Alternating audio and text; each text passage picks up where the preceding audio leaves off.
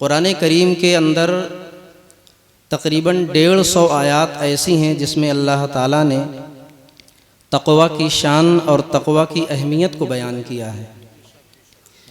इसी मुनासबत से हमने सोचा आज आप हज़रात के सामने तक़वा की अहमियत, तक़वा की शान बयान की जाए, ताकि हमारे समाज में और हमारे मुआशरे में जो आज तक़वा की झलक देखने को नहीं मिलती है, शायद कुरान करीम की बरकतों से उनके दिलों में अल्लाह रब्बुल इज़्ज़त तक़वा पैदा फ़रमाए, अपना खौफ पैदा फ़रमाए और अल्लाह रब्बुल इज़्ज़त से वो डरने लगें, अपने सीनों में खौफ पैदा कर लें। अल्लाह ताला इरशाद फरमाता है, इन्न अकरमकुम इंदल्लाहि अतक़ाकुम, बेशक तुम में सबसे ज़्यादा इज़्ज़त वाला, शराफत व करामत वाला वो है जो तुम में सबसे ज़्यादा मुत्तकी है, परहेज़गार है। गोया की इज़्ज़त, शराफत और करामत ये मिलती है तक़वा की वजह से। जब परहेज़गारी होती है, तक़वा होती है, तो परवरदिगार आलम इस तक़वा की बरकत से, परहेज़गारी की बरकत से इंसान का मर्तबा, उसकी शान और उसकी कदर मंज़िलत को परवरदिगार आलम बुलंद फरमा दिया करता है। दूसरे मकाम पे परवरदिगार आलम ने तक़वा की शान बयान करते हुए इरशाद फरमाया कि वलौ अन्न अहलल क़ुरा आमनू वत्तक़ौ लफ़तहना अलैहिम बरकातिम मिनस समाई वल अर्द, अगर ये अहले मक्का ईमान लाते और ईमान लाने के बाद फिर तक़वा इख्तियार करते, परवरदिगार आलम इरशाद फरमाता है हम इनके ऊपर आसमान और ज़मीन से बरकतों के दरवाज़े खोल देते। तक़वा कितनी बड़ी पसंदीदा चीज़, कितनी अहमियत वाली शय है कि अल्लाह ने फरमाया ये अहले मक्का जो मेरे हबीब की शान में बेअदबियाँ, गुस्ताखियाँ करते हैं, अगर ये ईमान लाते फिर तक़वा की दौलत अपने पास रखते और अपने सीने को तक़वा की दौलत से मामूर रखते, तो अल्लाह फरमाता इनके ऊपर आसमान और ज़मीन से रहमतों के हम दरवाजे।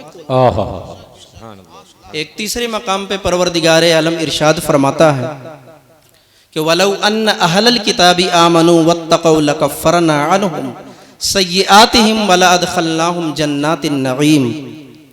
अल्लाह इरशाद फरमाता है कि अगर ये अहले किताब यानी यहूदी और नसरानी जो आमदे मुस्तफ़ा से पहले हुजूर के वसीले से दुआएं मांगते थे, मुसीबतें आती थीं, परेशानियां आती थीं, तो नबी करीम अलैहिस्सलातु वस्सलाम को वसीला बना करके दुआएं मांगते थे, अल्लाह ताला इनकी दुआओं को कबूल फरमाता था। लेकिन जब मेरा नबी रहमते दो आलम सल्लल्लाहु अलैहि वसल्लम रहमत की चादर पहनकर जब इस खाकदाने गीती पे जलवागर हो गए, तो इन्हीं यहूदी और नसरानियों ने हुजूर को रसूल मानने से इनकार कर दिया, कुरान को मानने से इनकार कर दिया। अल्लाह ने इरशाद फरमाया अगर ये अहले किताब ईमान लाते और ईमान लाने के बाद तक़वा इख्तियार करते तो हम गुनाहों का बोझ इनके सरों से उतार देते और इन्हें चैन के बाग में इन्हें दाखिल फरमाते।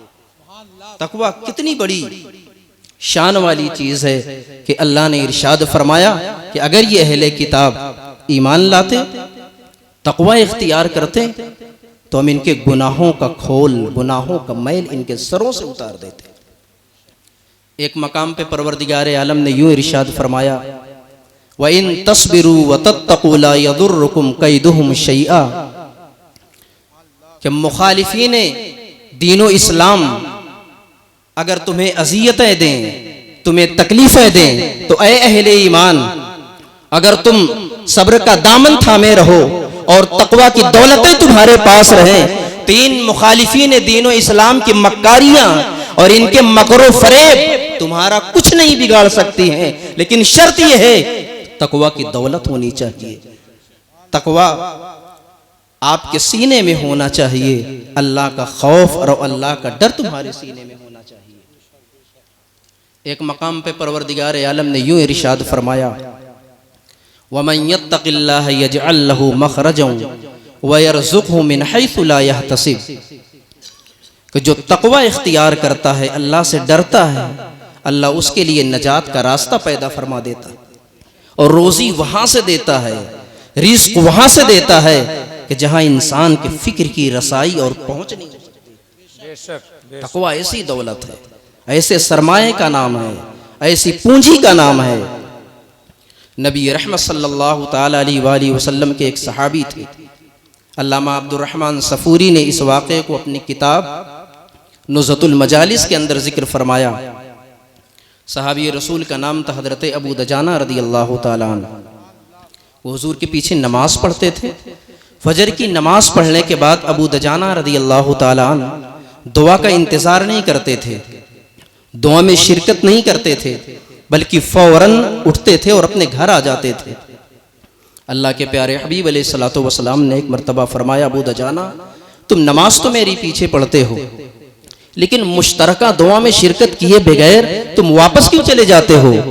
अर्ज की, मेरे आका, मेरा एक पड़ोसी है जिसके घर में खजूर का एक दरख्त है, जिसकी शाखें, जिसकी टहनियाँ मेरे सहन, मेरे आंगन में लटकती हैं। मेरे आका, मैं दुआ में शरीक इसलिए नहीं होता हूँ ताकि बच्चों के जागने से पहले, बच्चों के बेदार होने से पहले मैं घर पहुंच जाऊं और जो टहनियां और शाखें मेरे आंगन में लटक रही हैं और खजूरें मेरी आंगन में जो गिरती हैं, मैं उनको बच्चों के जागने से पहले उठाकर मालिक के हवाले कर दूं, ताकि मेरी कोई औलाद एक खजूर नाजायज तौर पे।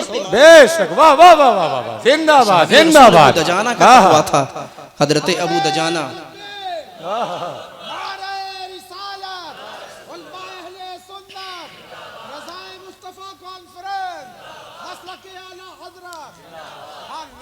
नबी रहमत अलैहिस्सलाम की खिदमत में जब अबू दजाना ने अपने दिल की बात कह दी तो अल्लाह के प्यारे हबीब अलैहिस्सलातु वस्सलाम ने उस पड़ोसी को बुलाया। बुलाने के बाद हुजूर ने फरमाया कि मैं तुझे 10 खजूरों के दरख्त जन्नत पे तुझे दिलाऊंगा, ये दरख्त मेरे सहाबी को दे दे। वो हकीकत में उसका दिल मोमिन नहीं था, शक्ल सूरत मुसलमान की सी थी, उसकी वज़ाकत इस्लामी थी, लेकिन वो दिल से कलमा नहीं पढ़ा था, हुजूर का दीवाना नहीं था। नबी करीम अलैहिस्सलाम के बात को ठुकरा दिया। कहा, मैं गायब दरख्तों के बदले इस हाजिर दरख्तों को कैसे बेच सकता हूँ? हुजूर की दिल शिकनी हुई। वो मुनाफिक था। बहुत सारे लोग इस तरह के मिल जाएंगे, आज भी ज़बान से इस्लाम की बात करेंगे लेकिन दिल में इस्लामी के खिलाफ, मुसलमानों के खिलाफ नफरतें दिए रखे बैठे रहते हैं। अल्लाह के प्यारे हबीब अलैहिस्सलातु वस्सलाम के जानिसार हज़रत अबू बकर सिद्दीक़ रज़ियल्लाहु ताला अन्हु को मालूम हुआ। आप गए उस आदमी के पास और कहा, मेरे पास खजूर के 10 दरख्त मेरे बाग में हैं, ये दरख्त दे दे, इसमें मेरे मुस्तफ़ा की खुशी है, मेरी हुजूर की चाहत है, मेरे हुजूर की रज़ा इसमें शामिल है, इस दरख्त को दे दे और मुझसे 10 दरख्त मेरे बाग में लगे हैं, वो दरख्त ले ले, अब तो हाजिर के बदले हाजिर को दे दे। राजी हो गया और जाकर के अपने बीवी को बड़ी खुशी से बताया कि ये भी दरख्त मेरे आंगन में लगा हुआ है, 10 दरख्त और मिल गए, गोया 11 दरख्त हो गए। लेकिन तकवा की बरकत देखें, जब रात की तारीकी छाती है, फलम्मा नाम तिलकल लैला व अस्बहा वजदन नखला, जब वो मुनाफिक अपने घर में सोता है, रात की तारीकी छाती है, व अस्बहा जब सुबह होती है तो वजदन नखला, खजूर के उस पौधे और दरख्त को सहाबी रसूल अबू दजाना के आंगन में लगा हुआ पाया। जड़ से दरख्त उखड़ता है, सहाबी रसूल अबू दजाना के आंगन में लग गया। ये तकवा की बरकत थी, ये तकवा की दौलत थी कि सहाबी रसूल अबू दजाना ने जिस दरख्त की वजह से दुआ में शिरकत नहीं करते थे, कहीं उसका एक फल मेरी कोई औलाद नाजायज तौर पे इस्तेमाल न कर ले।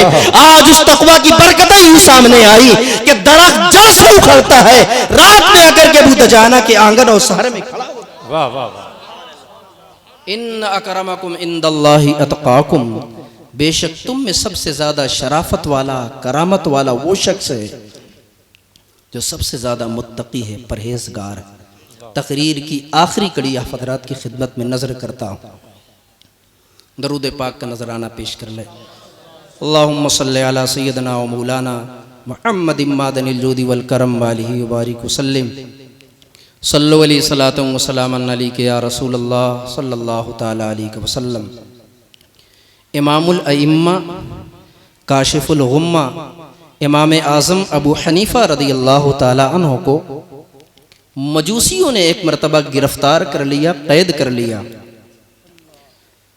मेरे इमाम इमाम आज़म अबू हनीफ़ा रदी अल्लाह ताला अन्हु की बारगाह में एक जालिम मजूसी आतिश परस्त आया और कहा, इमाम आप मुसलमानों के इमाम हैं, ये मेरा कलम है, इसे आप बना दें।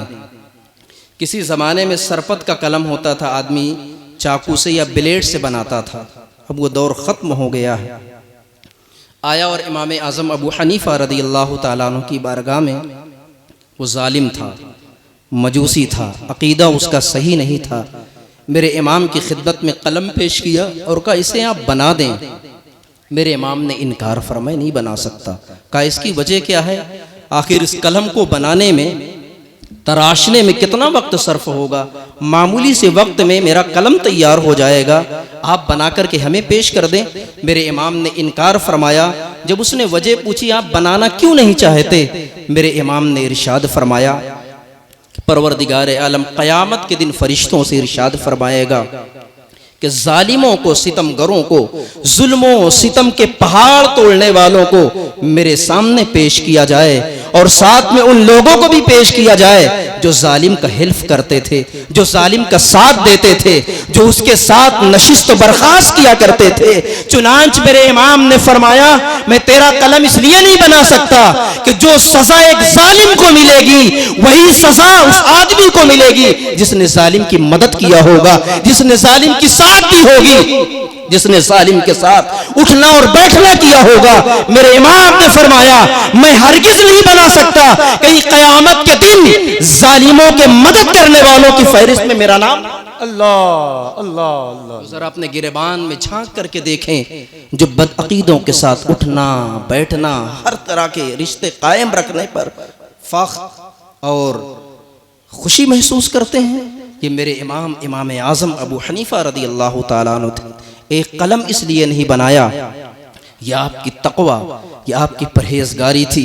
बस आखिरी बात, इमाम अहले सुन्नत सैयदना सरकार आला हज़रत रदी अल्लाह ताला अन्हु को किसी ने पैसे मदरसे के लिए दिए थे। कुछ आपका ज़ाती पैसा था, एक जेब में था, और किसी ने मदरसे के ताउन के तौर पर आपको पैसे पेश किए। मेरे इमाम ने पैसा तो रख लिया, लेकिन बाद में ये खतरा लाहिक हुआ, कहीं वो पैसा जो मदरसे के लिए दिया गया मेरे जाती पैसे में मिल तो नहीं गया। मेरे इमाम ने इस तसव्वुर ख्याल से, आपका तक़वा ये था कि इमाम ने अपना जाती पैसा भी निकाल करके और उस पैसे में शामिल करके मदरसे में दे दिया कि कहीं मेरा जाती पैसा भी उस मदरसे के पैसे में शामिल न हो गया हो, मिल न गया हो। ये मेरे इमाम इमाम अहले सुन्नत रज़ी अल्लाह ताला अन्हु की तक़वा और परहेजगारी का आलम था कि आपके जाती पैसे में उस मदरसे के पैसे के मिलने का खतरा लाहिक हुआ तो अपना पैसा भी मदरसे के पैसे में मिला करके मदरसे को। इन्न अकरमकुम इंदल्लाहि अतकाकुम, बेशक तुम में सबसे ज्यादा इज्जत व करामत वाला वो है जो सबसे ज्यादा मुत्तकी परहेजगार है। अस्तगफिरुल्लाह रब्बी मिन कुल्लि ज़ंबिन व अतूबु इलैहि व आखिरु दावाना अनिल हम्दुलिल्लाहि रब्बिल आलमीन।